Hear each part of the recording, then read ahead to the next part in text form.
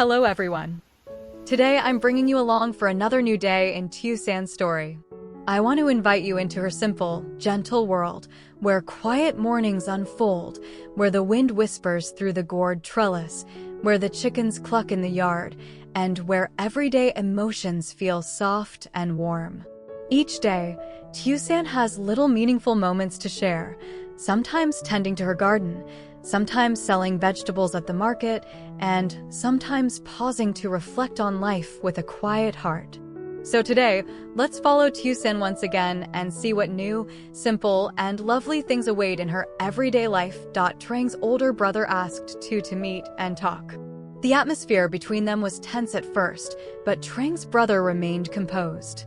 He stood straight, his eyes serious but not hostile, making it clear that this wasn't meant to be a confrontation, just a conversation that needed to happen.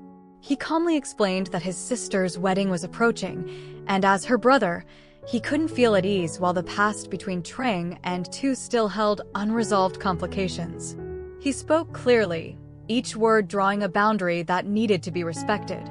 "You're the father of the child, I understand that. I'm not denying your responsibility. But what I want most right now is for Trang and Tone's wedding to take place peacefully, without old matters causing trouble for my sister." Upon hearing that, Tu's expression stiffened slightly. His tone carried a hint of dissatisfaction, as if he had much more to say but forced himself to hold back. Even so, he maintained just enough cooperation to keep things from escalating further. Tu finally replied, his voice lower, laced with reluctance. "If Trang didn't let me see the child, I would have caused a scene already. But since she agreed, I'm not going to mess things up." His words made the tension settle for a moment. Neither of them said anything else, but they both understood that this was only a temporary truce, a fragile agreement that everyone hoped would last at least until the wedding took place. Meanwhile, Tusan quietly went about the familiar chores in her home, tasks that had long become part of the simple rhythm of life she was attached to. The morning was still cool. Dew clung to the leaves in the garden, making the air feel clearer and fresher. She stepped toward the gourd trellis, bending down to check each growing fruit. Her skillful hands gently turned them one by one, making sure none were bruised, scratched, or showing signs of pests. The gourds hung plump and glossy, coated in a soft, fresh green. The rustling of the leaves brushed lightly against her ears whenever a breeze passed by, creating a peaceful scene that made one want to stand still and breathe deeply. After finishing her work in the garden, Tusan headed to the chicken coop. As soon as she opened the door, the familiar clucking greeted her like a morning hello. The faint scent of dry straw lingered in the air, and thin rays of light streamed through the cracks, illuminating the smooth white eggs resting neatly in the nest. She crouched down and carefully picked them up, holding each one as if afraid the slightest pressure could break it.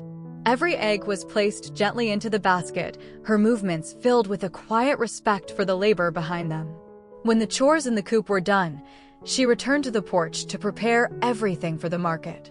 She shook out the cloth covering the baskets, smoothing it flat, arranged the smaller baskets in their proper places, and tightened the straps so nothing would shift once she carried them on her back.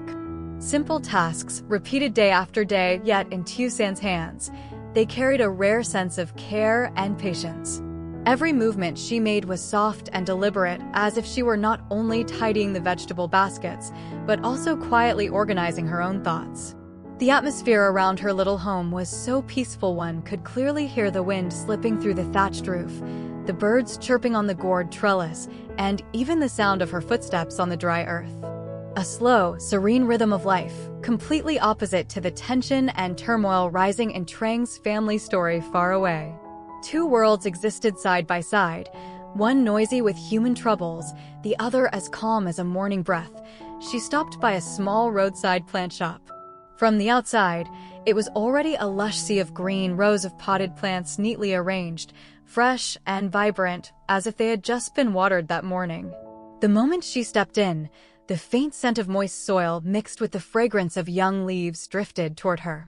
The shop owner, a kind, warm-hearted woman, quickly noticed Tusan's hesitant expression and cheerfully said, "If you want something prettier, I can take you up to the garden in the back. You can look around comfortably." Tusan nodded and followed the owner up to the upper garden. The garden revealed itself like a little world of colors. Hundreds of pots, big and small, were arranged in orderly rows. Sunlight filtered through the shade net above, casting interwoven streaks of light that made everything look even more enchanting. San walked slowly, her eyes gently scanning each plant, her hand occasionally reaching out to touch the plump, healthy leaves. After carefully looking around for a while, she stopped in front of 2 pots that immediately spoke to her heart. A small, charming succulent, its leaves arranged in perfectly rounded layers like a blooming flower with a soft jade-green hue. A petite, upright cactus, simple yet sturdy, carrying a quiet, resilient beauty. She held the 2 pots in her hands, the corners of her lips lifting into a faint but meaningful smile. A warm thought flickered in her mind. These would look perfect in Hai's new office. The simple beauty of the succulent, the steadfast strength of the cactus, together, they felt like a gentle, heartfelt wish she wanted to send to him. The 2 of them sat down at a small table in the corner of the shop, the air between them heavy from the start. Tu leaned back in his chair, his face clearly showing irritation. His eyes betrayed his dissatisfaction, as if being called out yet again made him feel cornered. His posture was stiff, and the way his hands tightened on his knees showed how hard he was trying to contain his frustration. Even so, Trang's older brother remained steady and composed. He looked straight at Tu, not aggressive, but not gentle either. In his eyes was the firmness of someone protecting his sister and the decisiveness of a man determined to settle everything before the wedding took place. He spoke slowly and clearly, as if making sure every word was received exactly as intended. I just need one promise from you. Trang is about to get married, and Tone has prepared everything already. I don't want anything else happening that might unsettle my sister. That sentence made the tension dip for a moment. Tu looked away, as if weighing how he should respond. After a long pause, he raised his eyebrows slightly, still wearing a heavy expression, but the edge had softened compared to when he first arrived. He exhaled sharply and finally spoke, his tone reluctant yet carrying a hint of concession. I promise. Let Trang and Tone have their wedding. I won't interfere. The promise was short and plain, but in that moment, it felt like a necessary release. Hearing that, Trang's brother let out a quiet breath, soft, but carrying the weight of long-held worry. He didn't add anything else, only gave a slow nod enough to show trust, yet still carrying a sense of guarded caution. All he hoped now was that from this moment until the wedding day, everything would truly remain as peaceful as Tu had just promised. Tusan gently brought the succulent pot toward Hai. The small plant, with its soft jade-green color and neatly layered leaves shaped like a blooming flower, looked even more delicate in her hands. She smiled and explained, her voice warm and unhurried, as if wanting to pour all her sincerity into the gift. Succulents symbolize strength and perseverance. No matter the environment, they survive so well. I thought it suited you perfectly. Hai chuckled happily at her words, his eyes lighting up.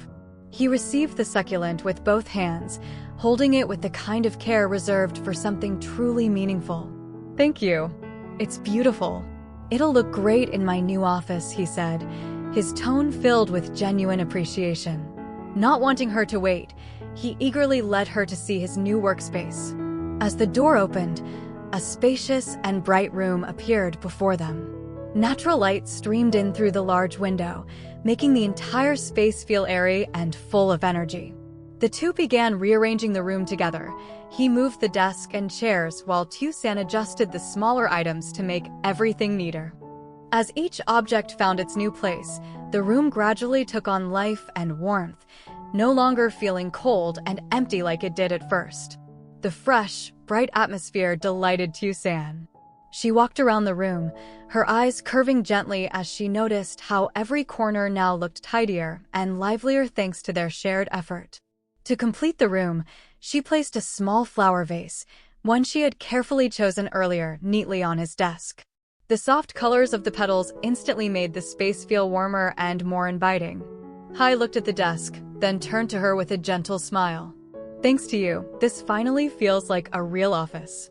Tusan only replied with a faint smile, but inside, her heart felt warm too. The two of them stood together in front of the new office, the afternoon light streaming softly through the doorway, creating an unusually peaceful atmosphere. After finishing all the rearrangements, they began discussing the plans for the rest of the day. They planned to stop by a shop to buy clothes for Hai's mother. He wanted to find something truly comfortable for her, while Tusan suggested picking out a few gentle, easy-to-wear outfits so she could change daily and feel more at ease. Just hearing about it softened Hai's expression, showing how deeply he cared for his mother. Next, they would choose a few items for little Ivy. Tusan reminded him that the child was growing quickly, and some of her clothes had probably become too small. Hai laughed, saying he always felt stuck when shopping for his daughter because everything looked adorable. The thought of the two of them standing at the children's clothing section, picking up each tiny outfit and debating which one suited Ivy more, somehow made the whole day seem brighter. It was a simple plan, but it made them feel close, like a small family quietly taking care of one another. After they were done, Tusan would head home to prepare dinner. She already had in mind something warm and comforting, perhaps a dish Hai liked, or something Ivy found easy to eat. The thought made her smile to herself, not because of the cooking, but because of the feeling of caring for the people she cherished. A quiet moment together, filled with warmth. No confessions, no grand gestures, just two people making plans for an ordinary afternoon. Yet to them, it was a gentle kind of happiness. Tone arrived home when the sky had already grown dim. He paused at the doorway for a moment, took a deep breath, then stepped inside. In the living room, his mother was knitting, the warm yellow light falling softly over her gentle face. When she saw her son return, she looked up with a smile, and Tone came closer to chat with her for a bit. Just simple greetings, but enough to make the whole house feel warmer. After a while, he said to her, "I'm going to take a shower. I'll come down for dinner in a bit." He headed into the bathroom, and soon the sound of running water echoed steadily behind the closed door. Meanwhile, his phone, left on the table, suddenly began vibrating repeatedly. Notifications lit up the screen, catching his mother's eye. She wasn't the type to pry into her son's personal matters, but the persistent buzzing made her anxious, worried something important might be happening. Almost instinctively, she reached for the phone to take a look. Just one message appeared, yet it was enough to freeze her entire body. A message from Trang. I'm so scared. I dreamed that two came to your house and told everyone the truth, that the baby isn't yours. Her eyes widened, her heart tightened sharply. In that moment, her thoughts spun out of control. She didn't know whether it was just a dream, a hidden hint, or a truth that Trang was trying to reveal indirectly. The only thing she felt with absolute clarity was a piercing pain shooting through her chest, so strong it stole the strength from her legs. It felt as if someone had slammed a heavy blow straight into her heart. Her breaths turned shallow, her hands trembled, and the phone slipped from her fingers, falling to the floor. In the sudden wave of dizziness, she reached out to steady herself on the table, but her strength had already given out. Her legs buckled, her body swayed, and she collapsed onto the floor, her breath broken and uneven, her face draining of color under the crushing weight in her chest. Hearing something fall hard onto the floor, followed by an unusual thud, Tone instantly jolted. He quickly turned off the shower and rushed out of the bathroom, water still dripping from his body. The scene before him made his face go pale. His mother was lying on her side on the floor, one hand clutching her chest, her face drained of all color. "Mom," Tone cried out, dropping to his knees and immediately supporting her by the shoulders. He tried to lift her slightly, letting her lean against his chest. His other hand trembled as he stroked her back, terrified that even 1 second too late might lead to something irreversible. "Mom, please, stay calm. Breathe slowly. Breathe with me." His voice cracked with fear. Without hesitation, Tone reached for his phone, calling the doctor while still holding his mother tightly. His words tumbled out so quickly they nearly blended with her labored breaths, his voice stretched tight with panic. As soon as he hung up, He rushed to the medicine cabinet, grabbing anything that could help with first aid. His hands were shaking so badly the bottle nearly slipped from his fingers. Water dripped from him after the shower, but he didn't notice at all. His entire focus was on his mother. "Mom, hang in there. Look at me. Breathe slowly, just like that." But his mother was in too much pain to speak. She could only clutch her chest, her breath short and broken, her vision blurring from the sharp, crushing pain constricting her heart. Tone wrapped his arms tightly around her, an overwhelming sense of helplessness rising in his throat. All he could hope for was that the doctor would arrive in time, that she would survive this terrifying wave of pain. The entire house fell into the sound of her weak, uneven breathing and Tone's frantic, desperate calls. A moment so heavy it felt as if time itself had stopped. The doctor arrived just a few minutes after Tone's call. He quickly opened his medical bag and signaled for Tone to help his mother lie properly on the bed. The room grew unbearably tense, every one of her breaths hanging heavily over the hearts of the two men. The doctor took out the blood pressure monitor, wrapped the cuff around her arm, and listened carefully. The needle climbed slowly, and his expression darkened slightly. Then he placed the stethoscope over her chest, checking her heartbeat, rapid and irregular. After listening, he removed the stethoscope and looked at Tone with a heavy, serious gaze, though he tried to remain calm so as not to frighten him further. He spoke slowly, every word clear and deliberate. Her blood pressure spiked because of emotional shock. She needs absolute rest and must avoid any further stress. Tone swallowed hard, nodding repeatedly as if to show he understood every single word. The doctor wrote down a prescription, set the paper on the table, and instructed him carefully.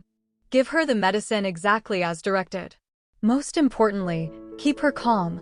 She must not hear anything upsetting. You need to stay by her side, speak gently, keep her mind settled, and don't let her overthink. After the doctor left, the room fell into silence.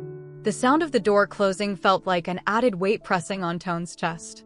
He pulled a chair to the bedside and sat down. His hands trembled slightly as he held his mother's. The face that was usually strong and composed now showed clear traces of fear and pain. His eyes were red, unsure whether from worry or guilt. Tone lowered his head, his voice barely above a whisper, something he only dared to say in this moment of weakness. "I was going to tell you, but in the end, you were the one who found out first." The words caught in his throat, tight with long-suppressed remorse. He gave her hand a gentle squeeze, silently praying she would recover soon. For a brief moment, he felt more helpless than ever, knowing the truth he tried so hard to hide to protect her had become the very thing that hurt her most. On one side was the upcoming wedding, the many days of preparation, the hopes, the trust that the entire family had placed into it. Everything seemed to be moving in the right direction. The invitations were printed, the auspicious day was chosen, and the relatives were all waiting for a peaceful, happy ending to Tone's story. But on the other side was a truth lurking in silence, sharp, threatening, ready to shatter everything with just a single word, a single careless moment. Like a thin thread stretched tightly between two cliffs, waiting for the slightest gust of wind to snap. Tone sat there, his eyes still red and wet with tears, his hand gripping his mother's as if letting go would mean losing her. Her breathing had steadied, though still weak, while inside him waves of turmoil rose again and again. He understood, painfully clearly, that from the moment his mother collapsed, nothing was simple anymore. It was no longer a matter between him and Trang, no longer a private worry he could keep to himself. It had become something that could alter the fate of the entire family. A boundary had been broken.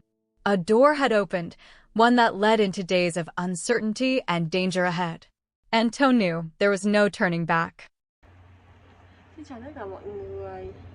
Vậy là mình đây, mình vẫn đang tiếp tục làm video, mình đang ngựa cái tóc này ra, hôm nay mình tết nó vào nữa. Nó bị rối mất. Trời, nó rụng quá trời là rụng tóc rồi.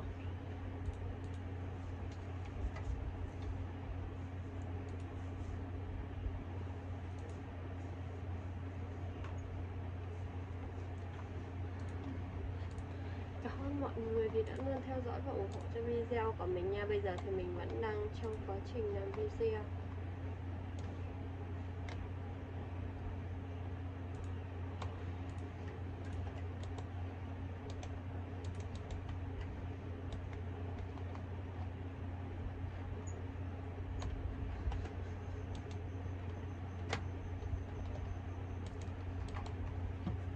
Hẹn gặp lại mọi người trong những video tiếp theo. Bye bye.